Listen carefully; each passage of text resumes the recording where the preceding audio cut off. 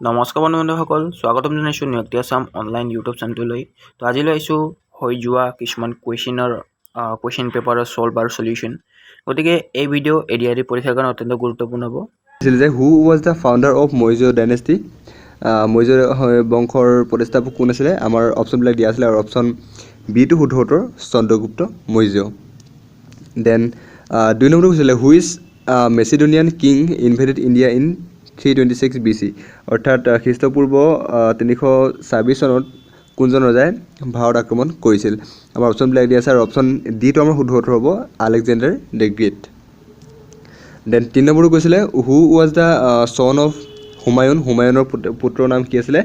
আমাৰ অপশ্যনবিলাক দিয়া আছে আৰু অপশ্যন এটো আমাৰ শুদ্ধ উত্তৰ আকবৰ। দেন 4 নম্বৰটো কৈছিলে যে which of the religious leader of Bengal টুক পাৰ্ট ইন দ্য ভক্তি মুভমেণ্ট। ঠিক আছে, বংগদেশৰ কোনজন ধৰ্মগুৰুৱে ভক্তি আন্দোলনত ভাগ লৈছিল? আমাৰ অপশ্যনবিলাক দিয়া আছে আৰু অপশ্যন আমাৰ চি টো শুদ্ধ উত্তৰ চৈতন্য। দেন 5 নম্বৰটো হৈছে হু ৰোড ৰামচৰিত মানস, মানে ৰামচৰিত মানস কোনে ৰচনা কৰিছিল? আমাৰ সকলোৱে জানো এই অপশ্যনটো, বি টো শুদ্ধ উত্তৰ হ'ব তুলসী দাস। 6 নম্বৰটো কৈছে যে ভাৰত ত্যাগ আন্দোলন কোন চনত আৰম্ভ হৈছিল? আমাৰ অপশ্যনবিলাক দিয়া আছে, অপশ্যন আমাৰ চি টো শুদ্ধ উত্তৰ 1942। দেন 7 নম্বৰটো কৈছিলে পাকিস্তানখন বেলেগ ৰাষ্ট্ৰ হিচাপে কেতিয়া সৃষ্টি হৈছিল? আমি সকলোৱে জানো এইটো আমাৰ এদিনৰ আগত, অৰ্থাৎ আগষ্ট 14 তাৰিখ 1947 চনৰ। তাৰপিছতে 8 নম্বৰটো কৈছে যে 1857 চনৰ বিদ্ৰোহ কোনখন চহৰৰ পৰা আৰম্ভ হৈছিলে? আমাৰ অপশ্যনবিলাক দিয়া আছে আৰু অপশ্যন চি টো শুদ্ধ উত্তৰ মিৰাটৰ পৰা আৰম্ভ হৈছিলে। দেন 9 নম্বৰ কৈছিলে আমাৰ সৌৰজগতৰ বৃহত্তম গ্ৰহটো কি? আমি সকলোৱে জানো এইটো, যিটো হৈছে জুপিটাৰ অৰ্থাৎ বৃহস্পতি গ্ৰহ। দেন 10 নম্বৰটো কৈছিলে যে what is the longest river in the world? এইটো আমি কেইবাবাৰো আপোনালোকক দিছোঁ ভিডিঅ'ত। আমাৰ অপশ্যনটো হৈছে অপশ্যন চি নীল নদী। দেন 11 নম্বৰ কৈছিলে গোবী মৰুভূমি কোন মহাদেশত অৱস্থিত? গোবী মৰুভূমি আমাৰ এছিয়াতে আছে। অপশ্যন চি টো আমাৰ শুদ্ধ উত্তৰ এছিয়া মহাদেশ। দেন 12 নম্বৰটো কৈছিলে তলত দিয়া কোনখন পৃথিৱীৰ ভিতৰত উচ্চতম মালভূমি? উচ্চতম মালভূমি বুলি ক'লে আমি অপশ্যন বি টো শুদ্ধ উত্তৰ হ'ব ইয়াৰ পামিৰ মালভূমি। তাৰপৰা 13 নম্বৰটো কৈছিলে যে জাপানৰ ৰাজধানী কি? আমি সকলোৱে জানো অপশ্যন বি টো আমাৰ শুদ্ধ উত্তৰ টকিঅ'। তাৰপিছতে 14 নম্বৰটো কৈছিলে যে হুৱেৰ আৰ দ্য হেংগিং, মানে পৃথিৱীৰ 7টা আশ্চৰ্যকৰ বস্তুৰ ভিতৰত মানে ওলমা বাগানখন ক'ত আছে বুলি কোৱা হয়? আমাৰ অপশ্যনবিলাক দিয়া আছে আৰু অপশ্যন চি টো শুদ্ধ উত্তৰ ইয়াৰ বেবিলনত আছে। তাৰপৰা কৈছে 15 নম্বৰটো যে ডিব্ৰুগড়ৰ তলত দিয়া কোনখন নদীৰ পাৰত অৱস্থিত? ডিব্ৰুগড় ক'ত অৱস্থিত বাৰু? কোনখন নদীৰ পাৰত? আমাৰ অপশ্যনবিলাক দিয়া আছে আৰু অপশ্যন বি টো শুদ্ধ উত্তৰ ব্ৰহ্মপুত্ৰ নদীৰ পাৰত আছে। তাৰপৰা 16 নম্বৰটো কৈছিলে যে লেণ্ড অফ হোৱাইট এলিফেণ্ট নামেৰে কোন দেশক জনা যায়? আমি সকলোৱে জানো ইয়াৰ অপশ্যনটো হৈছে ডি শুদ্ধ উত্তৰ থাইলেণ্ড। তাৰপৰা 17 নম্বৰটো কৈছিলে যে ছুৱেজ কেনেল ভূমধ্য সাগৰক কাক সংযোগ কৰে বা কাৰ সৈতে সংযোগ কৰিছে? দুখন সাগৰ সংযোগ কৰিছে, মেডিটেৰিয়ান চি এণ্ড লগতে অপশ্যন এ টো শুদ্ধ উত্তৰ আমাৰ ৰেড চিৰ লগত, লোহিত সাগৰৰ লগত মানে সংযুক্ত হৈছে। তাৰপৰা 18 নম্বৰটো কৈছে দক্ষিণ মেৰু কোনে আৱিষ্কাৰ কৰিছিল? দক্ষিণ মেৰু কোনে আৱিষ্কাৰ কৰিছিলে বাৰু? আমাৰ অপশ্যন ডি টো শুদ্ধ উত্তৰ এমানচেনে আৱিষ্কাৰ কৰিছিলে। 19 নম্বৰটো কৈছিলে যে লক্ষদ্বীপ তলত দিয়া কোনখন সাগৰত অৱস্থিত? লক্ষদ্বীপ ক'ত আছে? শুদ্ধ উত্তৰ হৈছে অপশ্যন এ আৰৱ সাগৰত বা আৰবিয়ান চিত অৱস্থিত।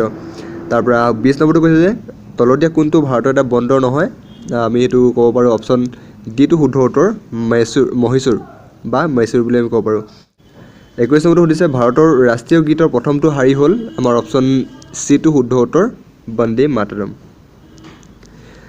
দেন 22 নম্বৰটো আহিছোঁ তলত দিয়া কোনটো ভাষাৰ ৰাষ্ট্ৰীয় মানে ভাৰতীয় সংবিধানৰ দ্বাৰা স্বীকৃত নহয়? আমাৰ 22টা সংবিধান স্বীকৃত ভাষা আছে, কিন্তু আমাৰ অপশ্যন ডি টো শুদ্ধ উত্তৰ নহয় পাৰ্চী। তাৰপৰা 23 নম্বৰটো হৈছে তলত দিয়া কোনখন চহৰত স্বৰ্ণ মন্দিৰ অৱস্থিত? এইটো বহুতকেইটা এক্সামত আহিছে। আমাৰ অপশ্যন বি টো শুদ্ধ উত্তৰ ইয়াৰ অমৃতসৰ, মানে পাঞ্জাৱৰ অমৃতসৰত গল্ডেন টেম্পলটো আছে। তাৰপৰা 24 নম্বৰটো কৈছিলে যে নামদফা ৰাষ্ট্ৰীয় উদ্যান কোন ৰাজ্যত অৱস্থিত? নামদফা আমাৰ অপশ্যন বি টো শুদ্ধ উত্তৰ অৰুণাচল প্ৰদেশ। 25 নম্বৰটো সুধিছিলে যে ভাৰতৰ প্ৰথমজন ৰাষ্ট্ৰপতি কোন আছিলে? প্ৰথম ৰাষ্ট্ৰপতি আমি সকলোৱে জানো অপশ্যন বি টোৰে শুদ্ধ উত্তৰ ডক্টৰ ৰাজেন্দ্ৰ প্ৰসাদ। তাৰপৰা 26 নম্বৰটো সুধিছিলে হাৰিয়ানাৰ ৰাজধানী ক'ত অৱস্থিত? হাৰিয়ানাৰ ৰাজধানী আমাৰ অপশ্যন বি টো শুদ্ধ উত্তৰ চণ্ডীগড়ত অৱস্থিত।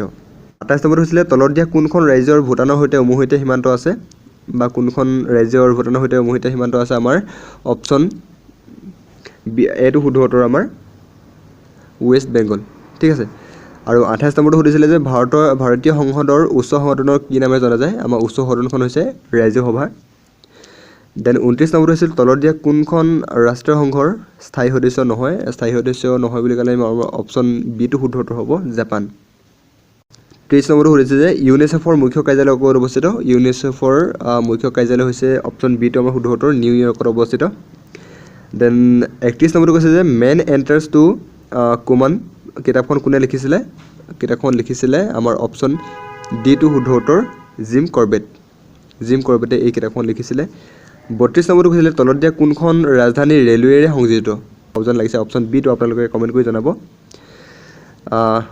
33 নম্বৰটো হৈছে পৃথিৱীৰ সকলোতকৈ ডাঙৰ পৰ্বতমালাটো কি সকলোতকৈ ডাঙৰ পৰ্বতমালাটো হৈছে দ্য এণ্ডিছ অপশ্যন চিটো শুদ্ধ উত্তৰ 34টো পৃথিৱীৰ আটাইতকৈ ডাঙৰ জীৱ কি বাৰু আমাৰ অপশ্যনবিলাক দিয়া আছে অপশ্যন আমাৰ ডিটো শুদ্ধ উত্তৰ ব্লু হুৱেল বা নীলাতিমি বুলি ক'ব পাৰোঁ আমি